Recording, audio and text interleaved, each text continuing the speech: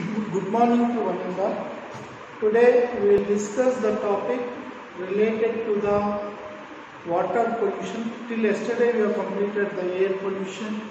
How does the air pollution occurs? What are the different remedial measures that are suggested for the air pollution? And how CNG is better over, in the case study how CNG is better over the petrol, fossil fuels. What are the different compositions of the fossil fuels? What are the different levels of the fossil fuels? This all we have come across. Now, today we will try to know water pollution.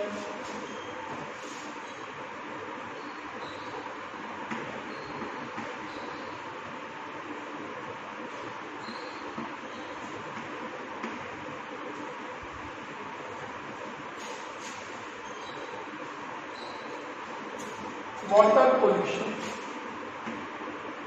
and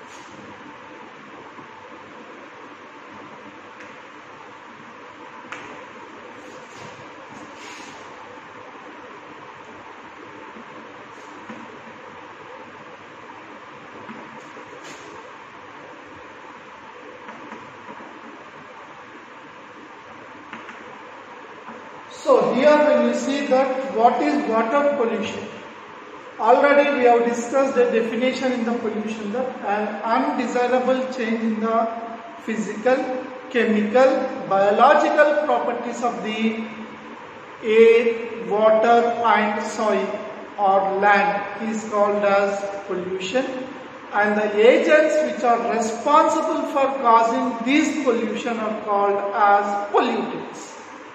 So, coming on to the water pollution, an undesirable change in the physical, chemical, biological properties of air, water, which makes the water unusable or unfit,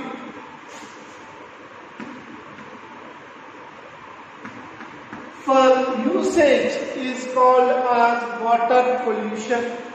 So, how water is needed to us? When we talk how the water is useful for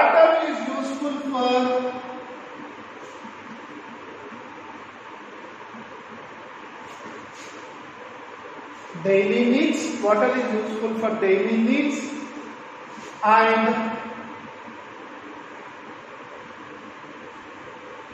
industries, drinking,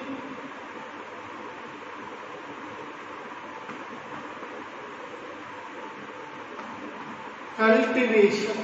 So in all these sectors water can be. So it is only needed for human beings. So along with human beings it is also needed for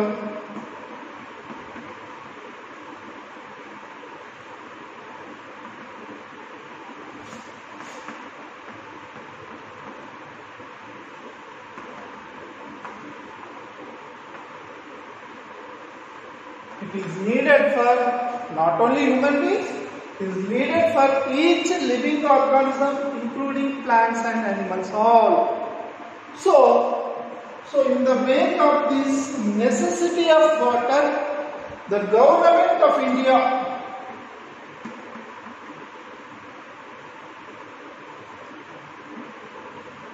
passed a bill in the year 1974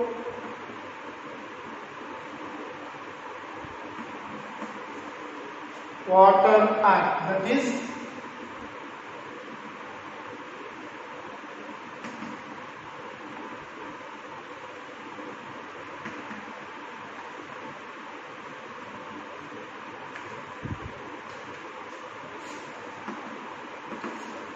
so, Government of India in the year 1974 has enacted a bill in the government parliament, that is Water Act, means Water Misuse Prevention and Control of Pollution to the Water Act came into existence. So, based on this,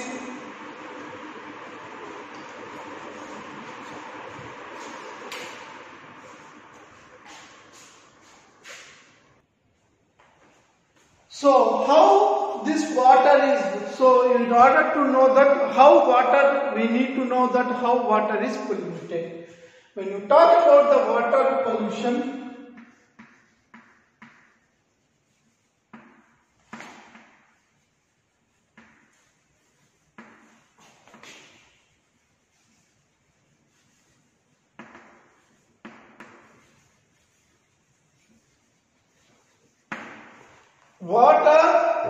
we need to talk how the water can be polluted. These are the two important terms we need to talk about. In these two terms, when you try to understand,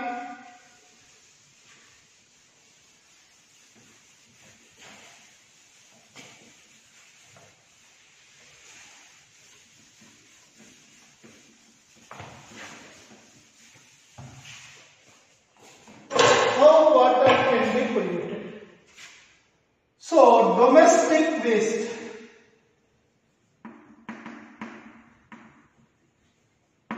And industrial effluents.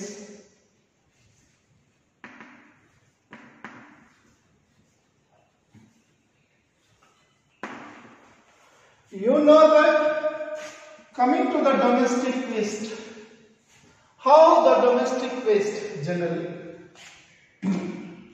Water is used for washing clothes, washing plates,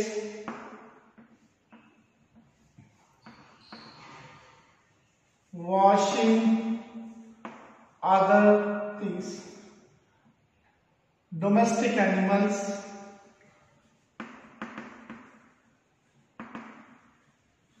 washing domestic animals. Water is also used for so washing human, bathing, and lavatories it can be used. Apart from that, water is also used in other ways. So here, generally, approximately from one house, one member, 55 liters of water for drinking, for washing everything per person is required. Approximately, this is approximate value. Means in 10 members, 550 liters. Some may use more, some may use less, but that is the minimum necessity. So, 1000 families into 550 or 275 liters. You can get the value. So, if in a small village of 1000 family with 5 members each, they are using 300 liters per day. This is per day. You can think how much of water we are exploiting. And coming on to the industrial effluents. Industries use water for cooling, that is reducing the temperature. Water is used for washing chemicals. Washing, because water is a universal solvent.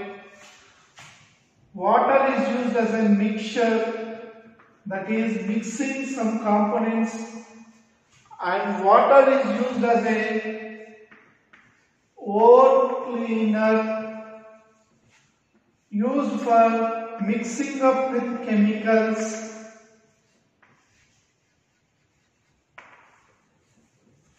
And water is used as a other sources. So such is how the water is utilized in the industrial. So when this is generally generally we say that pollution is because of industries, but that is wrong. 70 to 80% of the water pollution is because of domestic, and 8 to 15% are the industries, and the remaining, that is 5 to 9% others. This is how the possibility of pollution.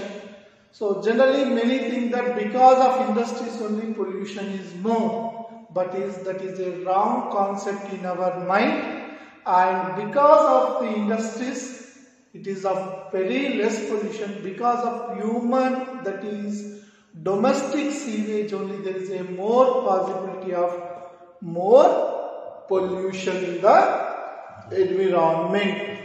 in the environment.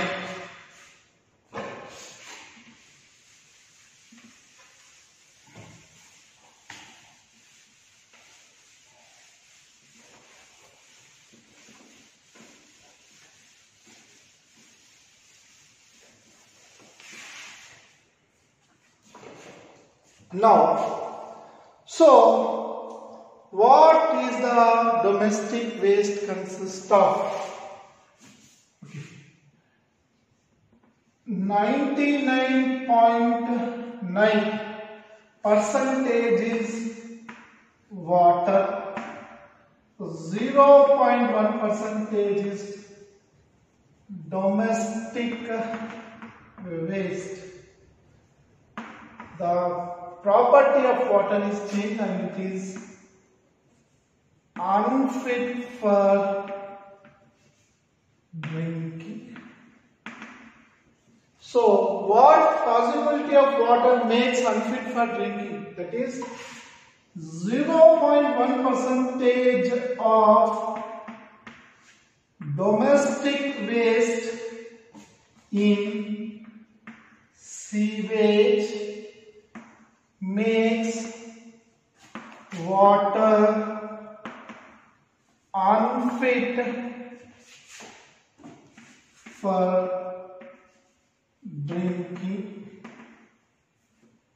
Unfit for drinking. So what does this domestic waste can consist of? Domestic waste can consist of solid substances like sand and clay. Colloidal substances like fecal matter, bacteria, pathogens,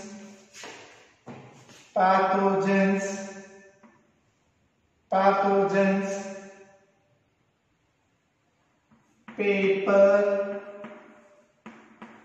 clothes, and etc.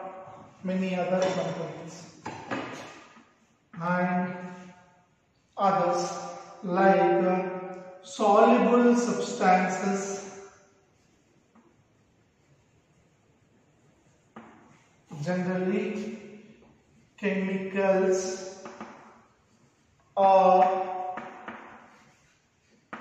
nutrients like phosphorus, potassium, nitrogen and other components. So this is either 1 mark or 2 marks, very important question. So generally the definition, what makes the water unsuitable or unfit for drinking? So a mere 0.1% of domestic waste in the sewage which makes the water unfit for consumption, drinking, or it is also called as sewage water. So it changes in the below things like it may consist of solid, that is sand and clay, colloidal, that is fecal matter and bacteria, pathogens, paper, clothes and etc. and soluble substances like chemicals or nutrients like or some soluble metals. Soluble substances in water can be make the water unsuitable for drinking, drinking. So here we need to know two things into consideration. One is called dissolved oxygen. One thing. Second thing is BOD.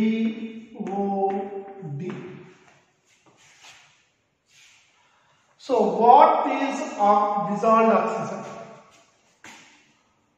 Oxygen dissolved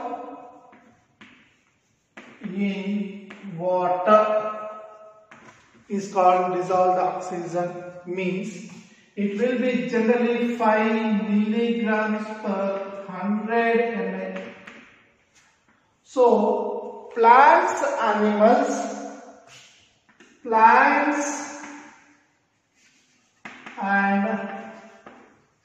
animals living in water only capable of using,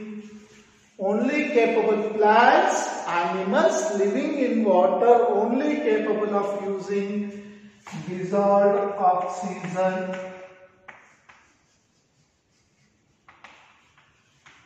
Then what is BOD? BOD means biochemical oxygen demand.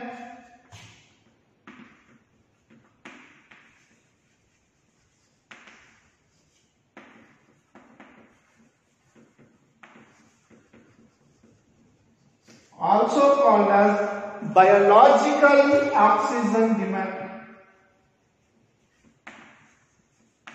Biological oxygen demand or biochemical oxygen demand. Biochemical oxygen demand or biological oxygen demand.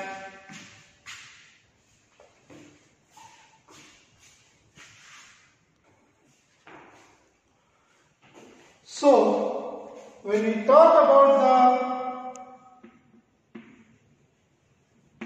the dissolved oxygen,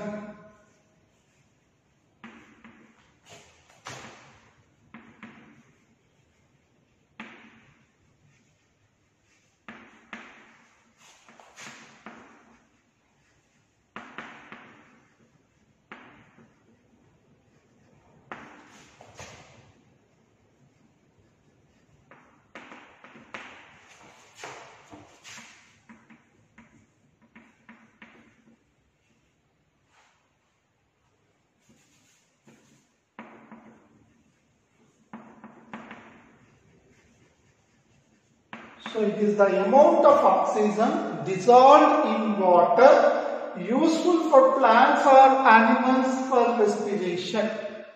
So immediately we will get a doubt that why plants will respire. Obviously you know that plants will respire. Respiration in plants. First year 11th or 12th chapter or 13th chapter you can come across how the plants respire. So there you will come across this. Plants also undergo respiration. So here oxygen useful. Now the next point we have discussed that BOD. It is generally called as biochemical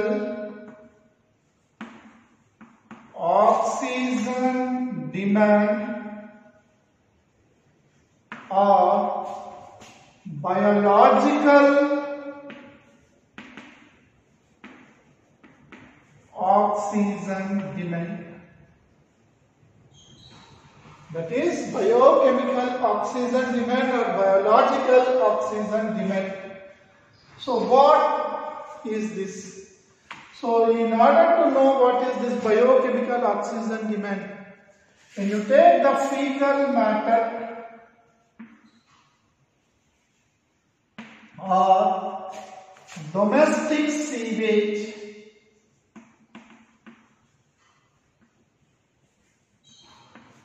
in chemistry you have come across that organic matter.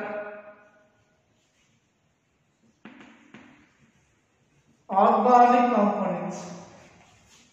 Organic components. Organic matter means carbon containing components. Carbon containing components are called as organic components, and matter which contains carbon for their benefit. So when you take carbohydrates,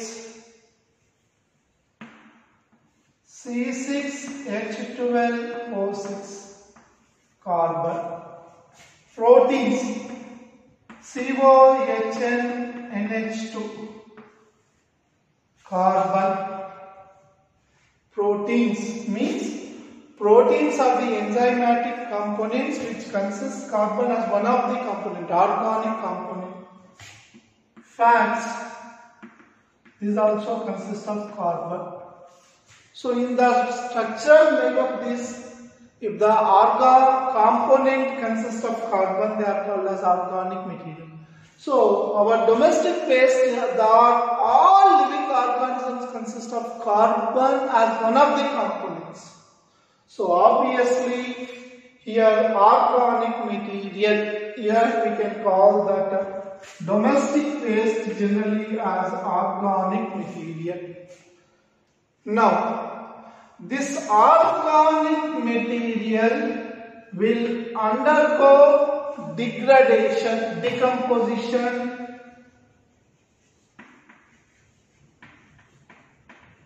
or degradation into simple organic matter. Means simpler, complex to simple. So this should be done by decomposers. This should be done by decomposers. The decomposers are bacteria, aerobic or anaerobic microorganisms, aerobic or anaerobic microorganisms, including fungi and others. Fungi and others. Fungi and others. So here organic material. This is 1 kg of organic material. For 1 kg of organic material, we need 1 trillion. Assumption. This is completely an assumption. 1 trillion. 1 trillion means 100 billions microorganisms. So 1 kg of organic material to convert into simple organic material, we need assumption that 1 crore of bacteria or anaerobic aerobic bacteria. So this is general phenomenon. But in the same water, if this is there, nothing happens.